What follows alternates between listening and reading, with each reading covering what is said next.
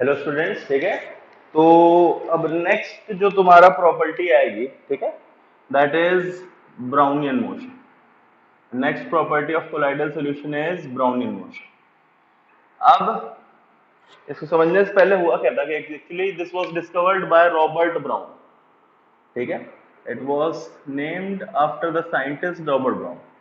Robert Brown ने क्या देखा कि he introduced some pollen grains in water।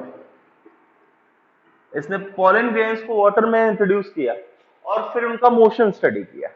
तो इसने क्या पाया कि जो पॉलन ग्रेन्स का मोशन था वो क्या था, कंप्लीटली रैंडम था। मतलब जिगजैग और रैंडम, मतलब जैसे मान लो ये पहले इधर मूव किया, फिर ऐसे गया, फिर ऐसे गया, फिर इधर गया, एक कोई डेफिनेट मोशन नहीं था, ये कंप्लीटली रैंडम मोशन था, ठीक है। It was completely random. Time के साथ वो जिगजैग पूरी तरह था, ऐसा नहीं कि एकदम सीधे मूव कर रहा है, स्फीयर में मूव कर रहा है। इट वाज कंप्लीटली रैंडम, ठीक है। आया समझिए। रॉबर्ट ब्राउन से introduced pollen grains in water and he found that the motion of pollen grains was completely random or zigzag। Clear है कि नहीं क्लियर? आया समझ में? नेक्स्ट जब बाद में कोलॉइडल सॉल्यूशंस का, जैसे मान लो स्टार्च,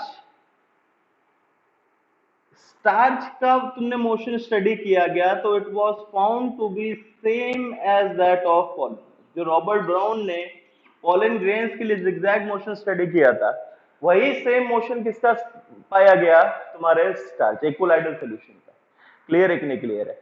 आया समझ में? ठीक है। तो such type of motion is known as what? Brownian motion. Such type of motion is known as what? Brownian motion. तो लिख लो, Robert Brown introduced pollen in water. Robert Brown introduced pollen in water and found that motion of pollen in water is completely random or zigzag. Motion of pollen in water is completely random or zigzag. Full stop. Later, same type of motion. Later, same type of motion was also shown by colloidal solution. Same type of motion was also shown by colloidal solutions. This is known as Brownian motion. This is known as Brownian motion. ठीक है, आया समझ में? ठीक है। अब next देखो, ये तो हम लोगों ने पता किया कि ब्राउनियन मोशन होता क्या है। अब नेक्स्ट आता है कॉज ऑफ मोशन या कॉज ऑफ ब्राउनियन मोशन। क्यों ब्राउनियन मोशन हो रहा है? तो ध्यान दो, ठीक है। इसका जो कॉज है वो किसने दिया था? आइंस्टाइन ने। रॉबर्ट ब्राउन ने सिर्फ इंट्रोड्यूस किया था कि ऐसे मोशन हो रहा है, लेकिन ऐसा क्यों हो रहा है ये रॉबर्ट ब्राउन ने सजेस्ट नहीं किया था। इसका एक्सप्लेनेशन किसने दिया था? आइंस्टाइन। आइंस्टाइन ने क्या बोला कि जो डिस्पर्स्ड फेस पार्टिकल्स, ठीक है, तुम्हारे ब्लू वाले लेट मान लो डिस्पर्स्ड फेस पार्टिकल्स हैं, ठीक है, इनसे जो डिस्पर्शन मीडियम के पार्टिकल्स हैं, रेड वाले यार डिस्पर्शन मीडियम, ठीक है, जो डिस्पर्शन मीडियम के पार्टिकल्स हैं ये क्या करते हैं? कोलिजन करते हैं, ठीक है। Dispersion medium particles collide with the dispersed phase particles. Clear? आया समझ में? और इनका जो कोलिजन होता है डिस्पर्स्ड फेस पार्टिकल से वो अनइक्वल होता है इन डिफरेंट डायरेक्शन। मतलब क्या है? जैसे मान लो तीन डिस्पर्शन मीडियम इधर से तुम्हारा कोलाइड कर रहा है और इस डायरेक्शन से सिर्फ एक कर रहा है, तो अगर तीन इधर से करेंगे, एक इधर से करेंगे, तो एक इधर मूव करेगा, इधर। क्लियर है? ठीक है। फर्स्ट पॉइंट इसने क्या बोला कि dispersion medium particles collide with the dispersed phase particles. दूसरी चीज, दो डिस्पर्शन मीडियम का डिस्पर्स्ड फेस से कोलिजन होता है, it is unequal in different direction. और तीसरी चीज, ये कंप्लीटली क्या होता है? रैंडम होता है। जैसे मान लो अब अभी अगर तीन इधर से कोलाइड किए तो जरूरी नहीं कि बाद में भी तीन इधर ही से कोलाइड करेंगे। नेक्स्ट मान लो जब तुम्हारा डिस्पर्स्ड फेस यहां पहुंचा, तुम्हारा डिस्पर्स्ड फेस इधर पहुंचा, अब क्या हुआ 3 इधर से किए और एक इधर से किया, तो अब इसका मोशन क्या होगा, इस डायरेक्शन। क्लियर है कि नहीं क्लियर है? Then such unequal bombardment of dispersion medium particles result in Brownian motion. Clear है कि नहीं क्लियर है? आया समझ में? ठीक है, तो ये लिख लो, dispersion medium particles collide with the dispersion medium particles collide with the dispersed phase particles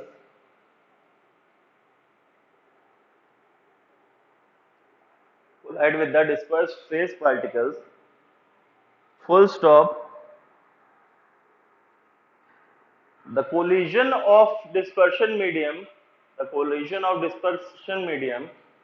is unequal in different directions. Unequal in different direction. Full stop. It is also random in different directions. Clear है कि नहीं clear है? आया समझ में? ठीक है, ठीक है। तो दिस कॉजेज ब्राउनियन मोशन। ठीक है, ये तुम्हारा किसका कॉज है, ब्राउनियन मोशन। ठीक है, क्लियर है? अब ध्यान दो, अब अगर तुमसे बोला जाए factors affecting Brownian motion,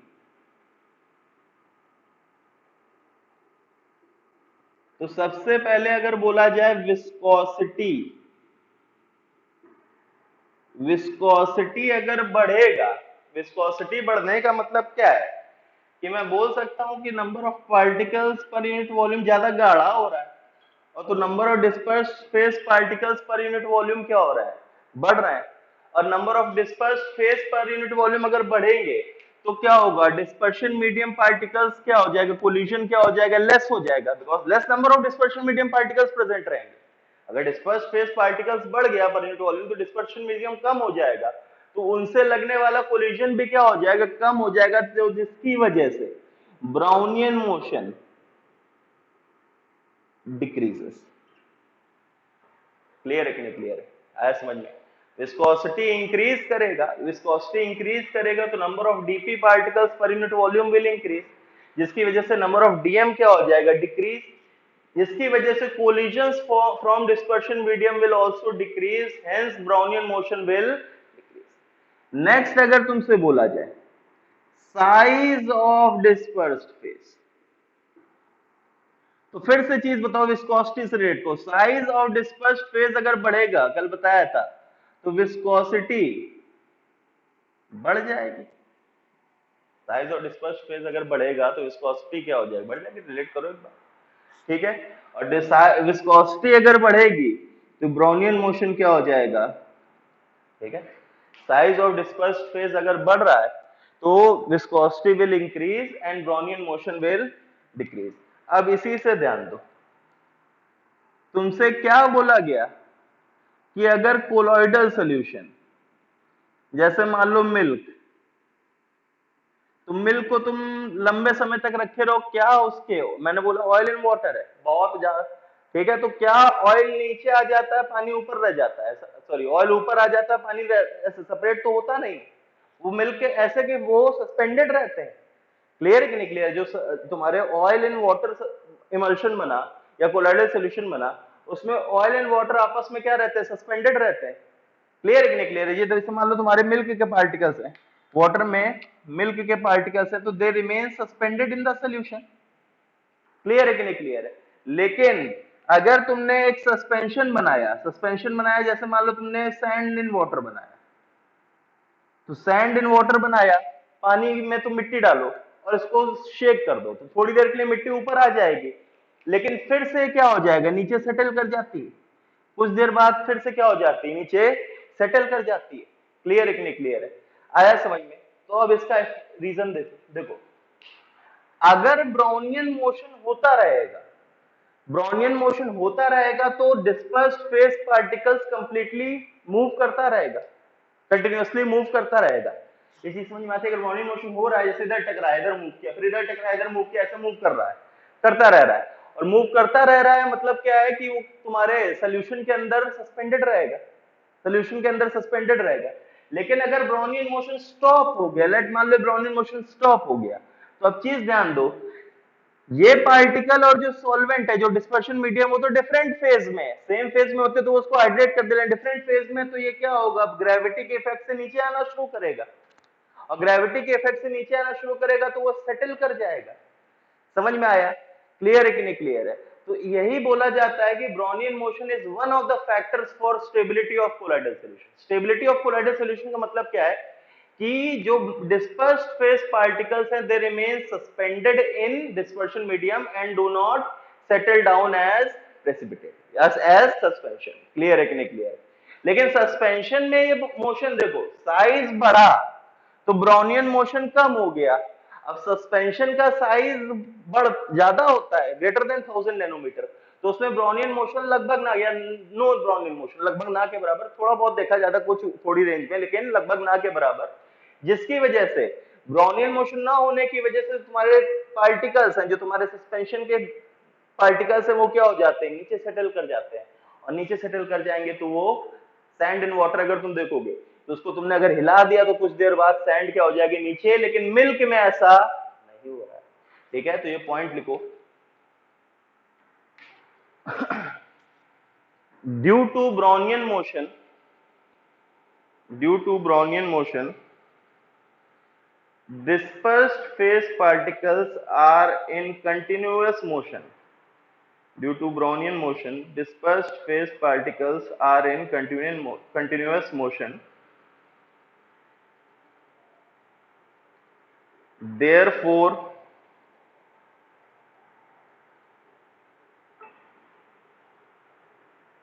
they do not settle down. They do not settle down. Full stop. लिख लेना, Brownian motion is one of the factors for.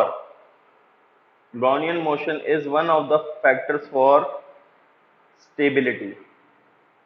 Is one of the factors for stability of colloidal solution.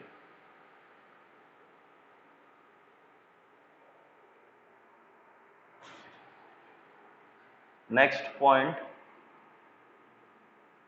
in suspensions, size of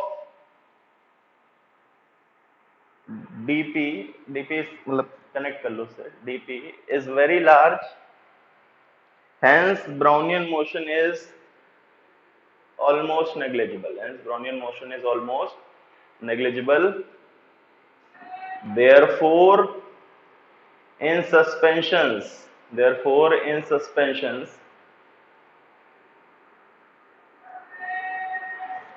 dp particle settles down under gravity.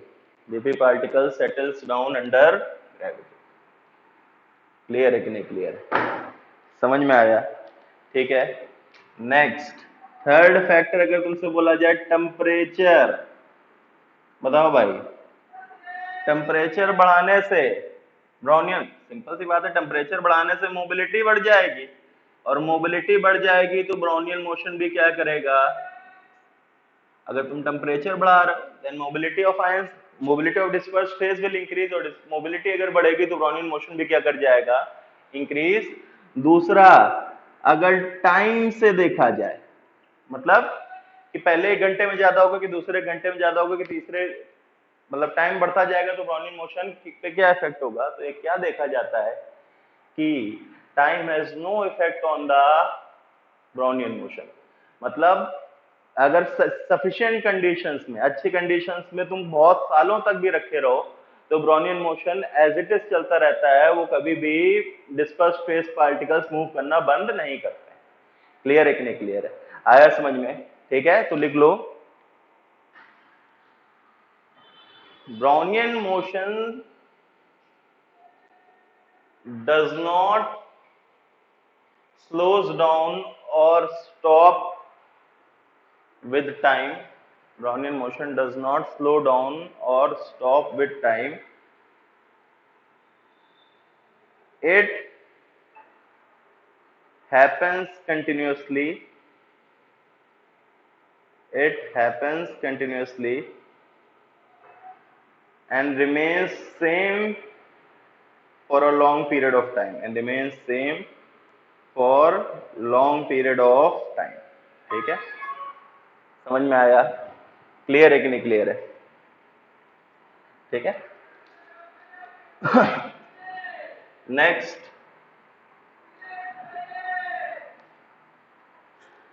Next आता है तुम्हारा applications of colloidal, applications of Brownian motion. ठीक है, तो applications of colloidal solution, तुम्हारा सबसे first stability of colloidal.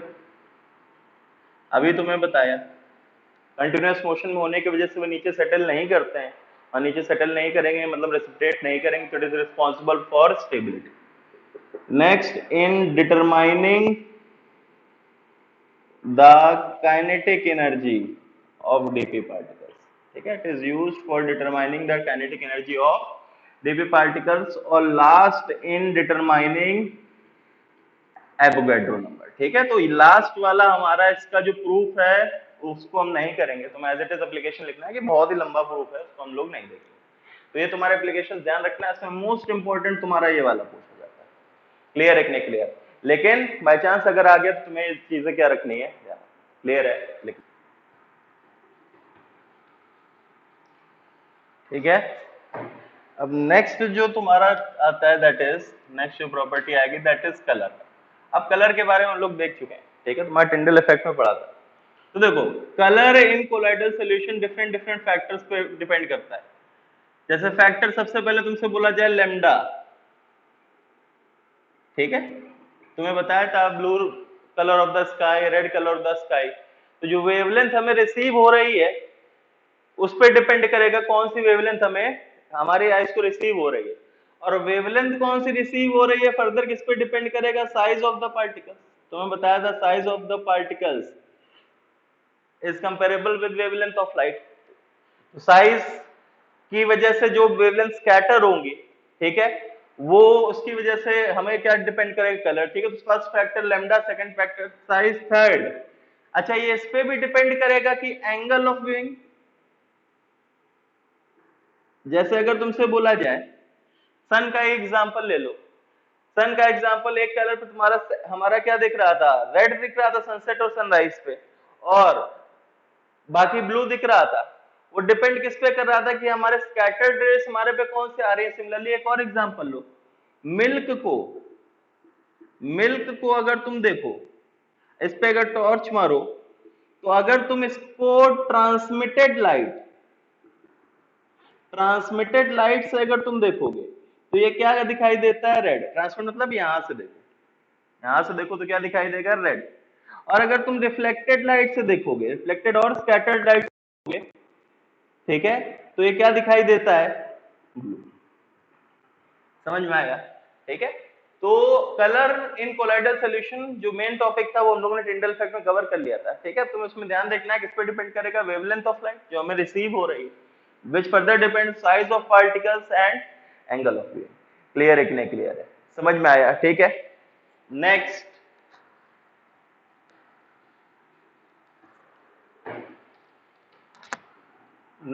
आता है तुम्हारा चार्ज ऑन कोलॉइडल सॉल्यूशन। ठीक है, हम लोगों ने इससे पहले पढ़ा कि तुम्हारे कोलॉइडल सॉल्यूशन पॉजिटिवली चार्ज थे, नेगेटिवली चार्ज थे। उस टाइम बताया कि एग्जांपल्स याद कर लो, जैसे पॉजिटिवली चार्ज के ऑक्साइड्स एंड हाइड्रोक्साइड्स, ठीक है, तुम्हारे बेसिक डाइस, और नेगेटिवली चार्ज के मेटल सॉल्ट, सल्फाइड्स, तुम्हारे एसिडिक डाइस, नेचुरल सॉल्ट। लेकिन हमने उस टाइम बताया था कि इसकी थ्योरी बाद में पढ़ेंगे, तो वही हम लोग थ्योरी अब इसमें पढ़ रहे हैं कि चार्ज ऑन कोलॉइडल सॉल्यूशन की कैसे डेवलप होता है। तो इसकी जो थ्योरी का नाम है that is electrical theory is known as electrical double layer theory।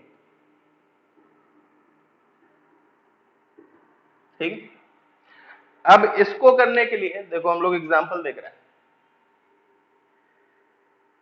जैसे मान लो मैंने बोला AgNO3 प्लस Ki, ठीक है, मैं लिख रहा हूं AgNO3 इज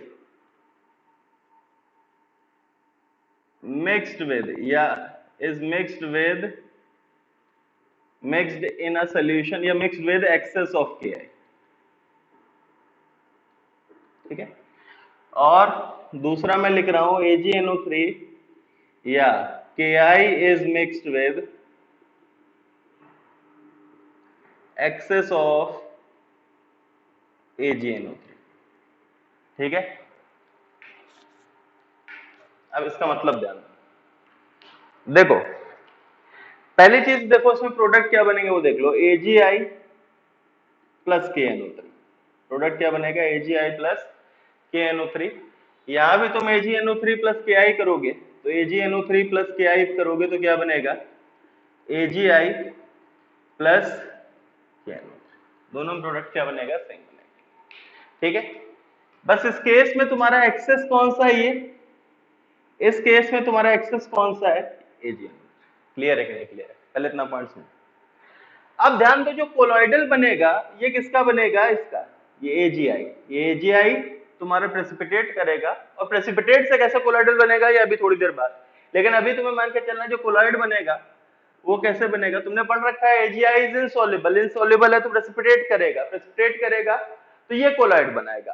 अब प्रेसिपिटेट कैसे कोलॉइड बनाता है ये अभी बात की बात है, अभी बाद में पढ़ेंगे पेप्टाइजेशन में, ठीक है। तो तुम्हारा जो डिस्पर्स्ड फेस आया, जो डिस्पर्स्ड फेस आया वो किसका आया, AgI का। डिस्पर्स्ड फेस आया वो किसका आया, क्लियर है कि नहीं क्लियर है, आया समझ में, ठीक है। तो अब इसमें फर्स्ट पॉइंट क्या आता है वो ध्यान दो,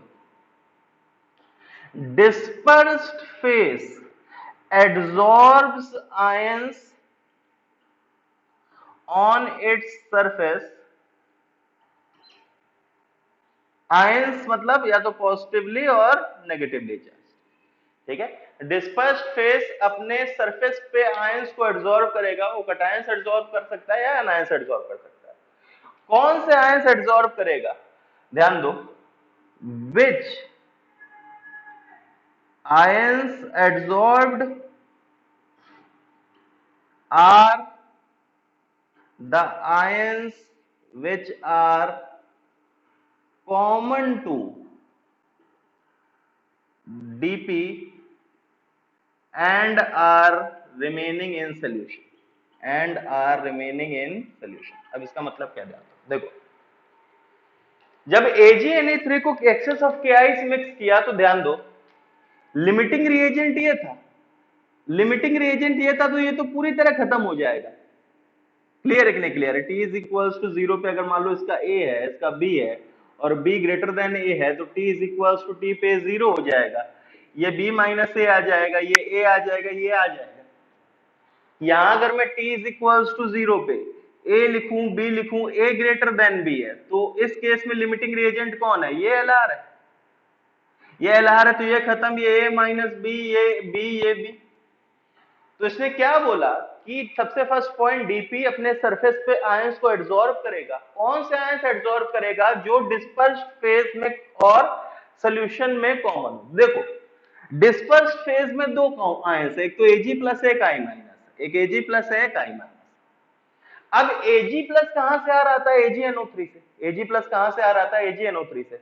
AgNO3 तो पूरा खत्म हो रखा है इस वाले केस में, पहले वाले केस में AgNO3 तो पूरा खत्म हो रखा है, और AgNO3 पूरा खत्म हो रखा है, तो Ag प्लस आयंस तो बचे नहीं होंगे।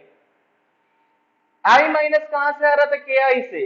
Ki एक्सेस में था तो Ki बच गया, और Ki बच गया तो I माइनस आयंस बच गया। मतलब इस केस में जो आयंस एब्जॉर्ब होंगे इसके सरफेस पे, ये कौन से आयंस होंगे,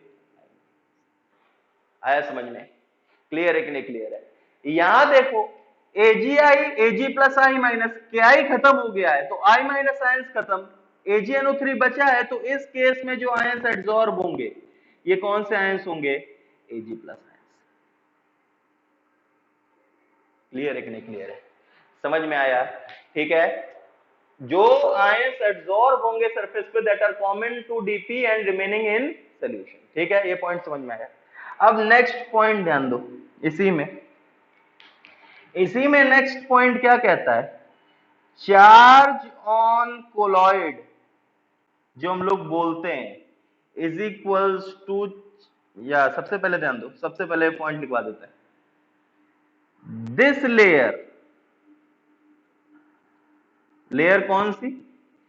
एड्सॉर्ब्ड आयंस ऑन डीपी।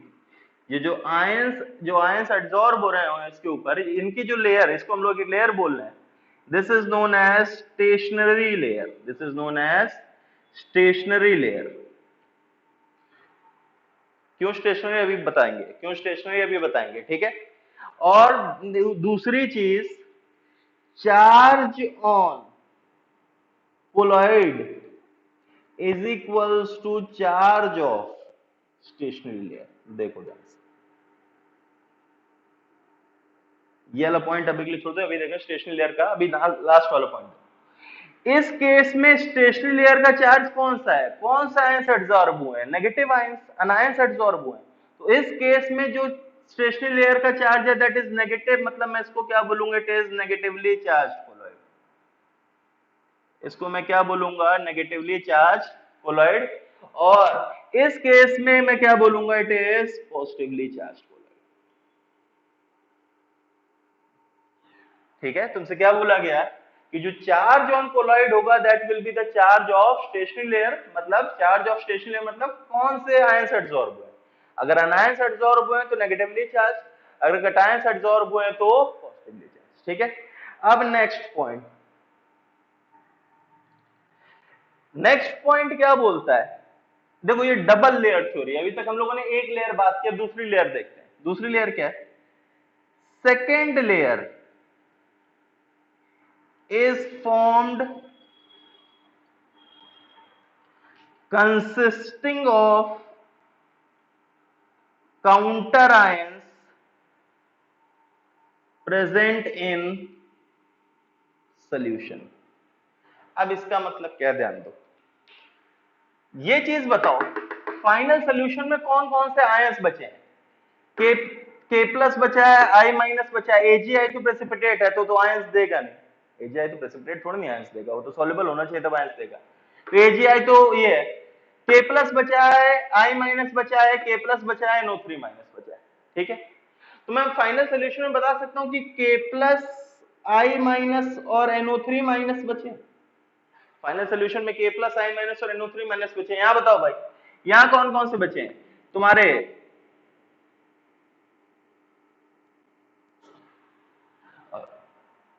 ठीक है, यहां कौन कौन से बचे हैं देखो, के प्लस बचा है, नहीं नहीं, तुम्हारा एजी प्लस बचा है, एजी प्लस बचा है, NO3 माइनस बचा है, के प्लस बचा है। देखो एक बार ध्यान, ठीक है। तो अब तुमसे क्या बोलता है, जो सेकेंड लेयर फॉर्म होती है वो किसकी फॉर्म होती है? Counter ions which are present in solution. Counter किसका? जो फर्स्ट लेयर का काउंटर। फर्स्ट लेयर में इस केस में क्या एड्सॉर्ब हुआ है? Negative ion. फर्स्ट लेयर इस केस में किसकी बनी है? नेगेटिव आयन की। तो सेकेंड लेयर इस केस में किसकी बनेगी? Positive ion. अब इस समय पॉजिटिव आयन कौन सा है?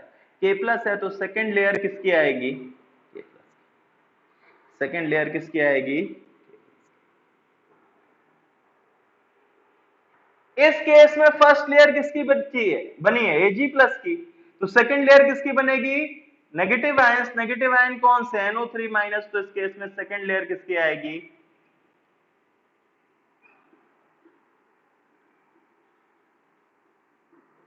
क्लियर है कि नहीं क्लियर है? समझ में आया? ठीक है, आया समझ में?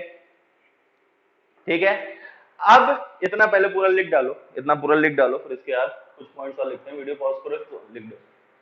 अब नेक्स्ट पॉइंट ध्यान दो, अब इंपॉर्टेंट। सेकेंड लेयर जो होती है, second layer it is mobile layer. अब इसका मतलब क्या है, ध्यान, दोनों चीजों का मतलब देगा, स्टेशनरी लेयर और मोबाइल लेयर। तो ध्यान दो, जो फर्स्ट लेयर है वो कैसे बनी है? जो आयन सरफेस पे एड्सॉर्ब हो गए, सरफेस पे एड्सॉर्ब हो गए मतलब जैसे ये सरफेस से फिक्स हो गया आके, तो क्या ये मूव कर सकता है? अगर एड्सॉर्ब हो गया है तो वो तो उसके साथ बाइंड हो गया, बाइंड हो गया तो मूव नहीं कर सकता, इसलिए फर्स्ट लेयर वाज स्टेशनरी। लेकिन सेकेंड लेयर तुम्हारा किसमें है? सोल्यूशन में। सोल्यूशन मतलब डिस्पर्शन मीडियम में। मतलब अगर मैं इनका फेज लिखूंगा, अगर मैं सेकंड लेयर का फेज लिखूंगा तो ये क्या आएगा, एक्वस आएगा। सेकंड लेयर का फेज क्या आएगा, aqueous, because there in solution. यहाँ भी सेकंड लेयर का फेज क्या आएगा, aqueous, because they are in dispersion medium. और डिस्पर्शन मीडियम है मतलब दे कैन, समझ में आया कि नहीं आया? ठीक है, तो इससे दो पॉइंट और समझ में आया। पहला पॉइंट, जो फर्स्ट लेयर है वो किसके साथ सेम फेज में होगी, डिस्पर्स्ड फेज के साथ, क्योंकि इसके ऊपर एब्जॉर्ब है। तो first layer is in same phase with dispersed phase, while second layer किसके साथ सेम फेज में होगी, डिस्पर्शन मीडियम के साथ। ठीक है, तो ये पॉइंट्स लिखने के बाद लिखो, first layer is in same phase with, first layer is in same phase with dispersed phase, while second layer is in same phase with,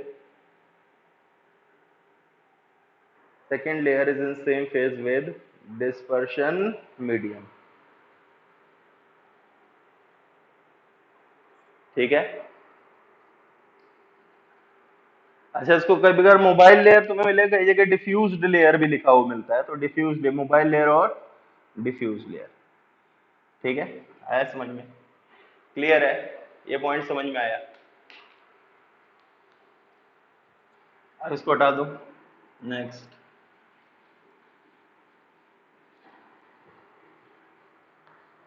अब देखो, जैसे अब नेक्स्ट मैं एक केस इसमें बना देता हूँ। जैसे मान लो ये तुम्हारा डीपी है, ये तुम्हारा फर्स्ट लेयर मान लो पॉजिटिव बनी, ठीक है, ये सेकंड लेयर नेगेटिव बन रही है, सेकंड लेयर नेगेटिव बन रही है। तो अब मैं एक टर्म डिफाइन कर रहा हूँ जीटा पोटेंशियल, एक टर्म डिफाइन किया जा रहा है जीटा पोटेंशियल। तो जीटा पोटेंशियल क्या होता है, ध्यान दो, ये तुम्हारा एक पॉजिटिव और ये एक नेगेटिव, तो इन दोनों के बीच में एक इलेक्ट्रिक फील्ड आएगी, और इलेक्ट्रिक फील्ड आने की वजह से इन दोनों लेयर्स के बीच में एक पोटेंशियल डेवलप होगा। उस पोटेंशियल को क्या नाम दिया जाता है, जीटा पोटेंशियल। ठीक है, तो लिख लो, the potential developed between, the potential developed between the stationary layer and the diffused layer, the potential developed between the stationary layer or diffused layer is known as zeta potential or electrokinetic potential, is known as zeta potential or electrokinetic potential। Clear है कि नहीं clear है, आया समझ में? तो zeta potential का formula आता है 4 pi eta u by D. Non important formula, non important formula है, लेकिन इसलिए बता, देखो इसमें ईटा क्या रिप्रेजेंट कर रहा है, विस्कोसिटी, म्यू क्या रिप्रेजेंट कर रहा है, velocity of colloidal, velocity of colloidal particles, और डी क्या रिप्रेजेंट कर रहा है, डाइलेक्ट्रिक कांस्टेंट। ठीक है, तो ये फॉर्मूले पे तुम्हें न्यूमेरिकल्स नहीं आएंगे, तो फॉर्मूले पे तुम्हें न्यूमेरिकल्स नहीं आएंगे। हाँ, पूछा क्या जा सकता है इससे, देखो तीन चीजें निकल के आते हैं, z is directly proportional to viscosity, z is directly proportional to mu, and z is inversely proportional to dielectric constant. ये चीज तुम्हें बस ध्यान रखनी है, फॉर्मूले पे डायरेक्टली क्वेश्चन नहीं आता। क्लियर है कि नहीं क्लियर है? ठीक है कि नहीं? ठीक है, तो अब जैसे तुमसे नेक्स्ट बोला जाए, एक क्वेश्चन मैं तुम्हें देता हूं कि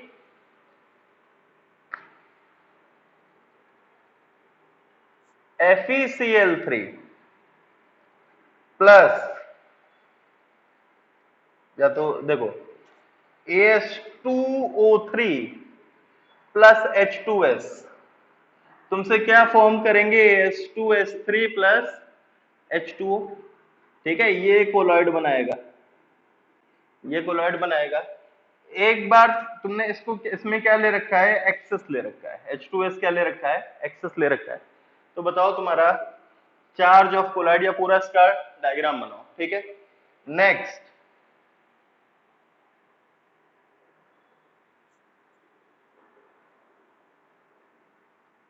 FeCl3 प्लस H2O,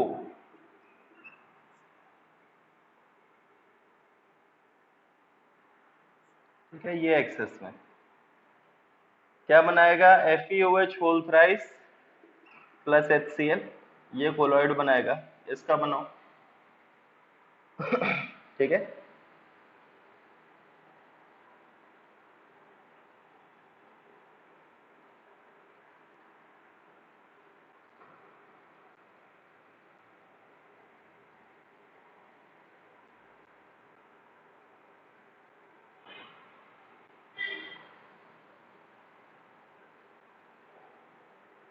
ठीक है, इनको फॉर्म करो। देखो पहले वाले में सबसे पहले कोलॉइड किसका है, H2H3। आयंस एडजॉर्ब कौन से होंगे, एक्सेस में कॉमन आयन, एक्सेस में कॉमन है, ये तो खत्म, ये वाला बच रहा है, तो ये तुम्हारा H2 माइनस यहाँ पे क्या हो जाएगा, एडजॉर्ब हो जाएगा, H2 माइनस एडजॉर्ब हो जाएगा, H2 माइनस एडजॉर्ब हो जाएगा, तो मैं बोल सकता हूँ it is a negatively charged colloid. Clear है कि नहीं क्लियर है, आया समझ में।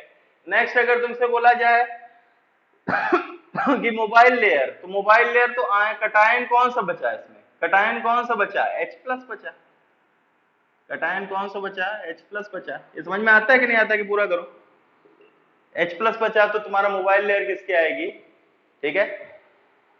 इसमें देखो T is equals to G, चलो पूरा करते हैं, ए ये B, T is equals to T पे 0, क्या हो जाएगा, A minus B, B B.